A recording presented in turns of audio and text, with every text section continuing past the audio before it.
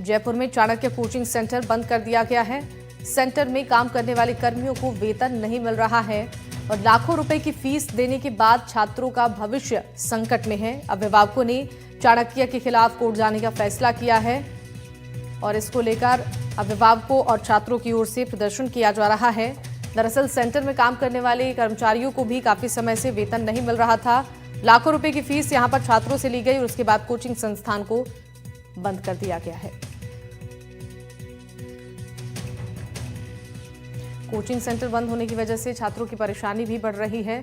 ये कोचिंग संस्थान आईएएस और आरएएस की तैयारी कराता था और बड़ी संख्या में स्टूडेंट्स इस कोचिंग संस्थान में पढ़ते थे। अचानक से कोचिंग संस्थान बंद होने की वजह से छात्रों के भविष्य पर संकट मंडरा रहा है और लाखों रुपए की फीस यहां पर छात्रों ने दी है। अभिभावकों ने चाणक्य के खिलाफ कोर्ट जाने का फैसला किया है। अभिभावकों का कहना है कि अब इस पूरे मामले पर आगे कोर्ट से मदद मांगी जाएगी, चूंकि छात्रों के भविष्य का सवाल है और लाखों रुपए फीस यहां पर छात्रों ने जमा किए हैं।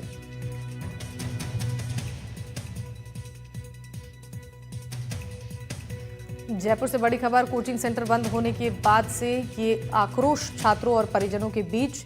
दरअसल चाणक्य कोचिंग सेंटर को जयपुर में भी बंद कर दिया गया है।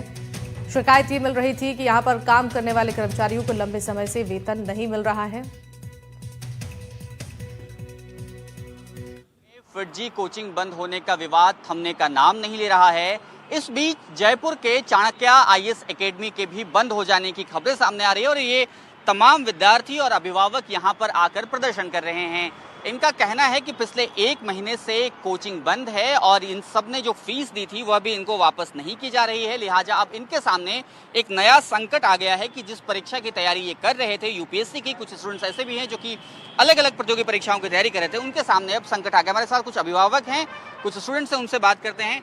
मैम, क्या नाम है आपका, आपके कौन यहाँ पर पढ़ते थे और क्या मामला है पूरा? मैं कृष्णा तंवर हूँ। मेरा बेटा है भव्य सिंह शेखावत। उसने जून 2023 में एडमिशन लिया था। उस समय पर मनीषा भारद्वाज यहाँ की हेड हुआ करती थी। मेरी उनसे पर्सनल बात हुई थी और पूजा थी जो कि एक काउंसलर थी, अमृता थी जो कि कोऑर्डिनेटर थी, दिग्विजय जी थे जो कि यहाँ के ज्योग्राफी के और मेनली मतलब एक सीनियर पोजीशन पे मेंटोर थे और इन सबसे लास्ट में एक आया था चाणक्य का रोहन, जो कि बाद में हैंडलिंग और डीलिंग करता था। इन सभी लोगों की मेरे पास में वॉइस चैट भी है और ऑडियो वीडियो अभी भी है। क्या हुआ है? अभी ये हुआ कि जब मेरा बच्चा आया तो उसके बाद में हार्डली 4 महीना यहाँ पर प्रॉपर क्लासेस रही हैं। उसके बाद में यहाँ पर मनीषा भारद्वाज जी रिजाइन कर जाती हैं। उसके बाद में कोई 3 लोग आते हैं और पार्टनरशिप में आ जाते हैं। उसके बाद में एक के बाद एक कोई टीचर आता है, कोई टीचर जाता है। पूछा जाता है कि ऐसा क्यों हो रहा है, प्रॉपर क्लासेस क्यों नहीं हो रही हैं। बोले ये टीचर्स तो हमारे दिल्ली से आते हैं तो कोई आता है अपने टाइम पीरियड निकाल करके, आप चिंता मत करिए आपका कोर्स पूरा हो जाएगा। मैंने कहा इस तरीके से थोड़ी कोर्स होता है कि आप 10 दिन तो एक की क्लास लगवाते हैं, 10 दिन एक की क्लास लगवा देते हैं, कोई भी क्लासेस पूरी नहीं है।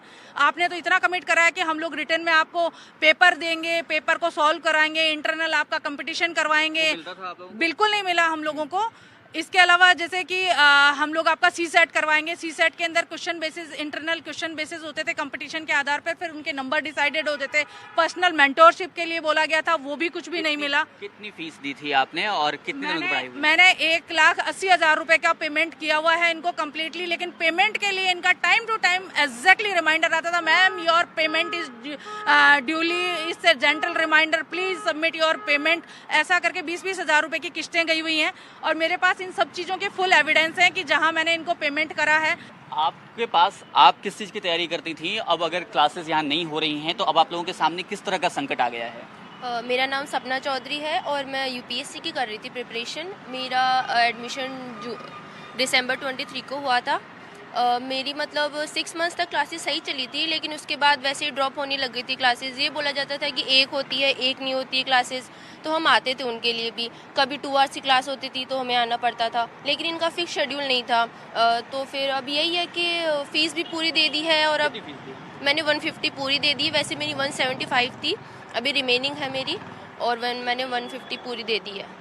तो अब रिफंड को लेकर के भी क्या कोई बातचीत हुई है आप लोगों की? आप यहाँ पेरेंट हैं, आपके कौन पढ़ते थे यहाँ पर? मेरी भतीजी पढ़ती थी। हाँ। और हमारी बात हुई थी रिफंड के लिए, तो उन्होंने बोला था कि आप टेंशन में रहो, आपकी प्रॉपर क्लासें होगी कंप्लीट और आप टेंशन रहो, हमारी जिम्मेदारी है। मैंने बच्ची के 3 साल के लिए एडमिशन कराया था और हमारी समथिंग फीस ही 2,20,000 रुपये समथिंग, और मैंने 1.5 लाख रुपए दे दिए थे। और जून मंथ में इनका कुछ मैटर हो गया था जिस कारण ये 10-15 दिन कोचिंग बंद रही थी। उसके बाद मैंने पेमेंट स्टॉप कर दिया। मैंने बोला जब मेरी बच्ची 3री साल होगी मैं जो रिमेनिंग पेमेंट वो आपको पे कर दूंगा।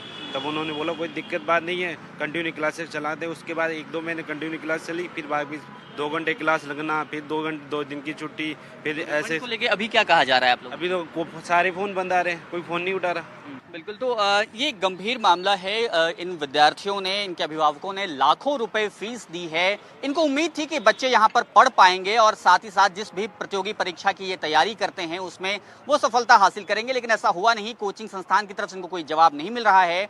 आगे ये कोर्ट में जाने की तैयारी कर रहे हैं, साथ ही साथ इस बात की भी मांग कर रहे हैं कि इसको लेकर कोई सख्त रेगुलेशन होना चाहिए।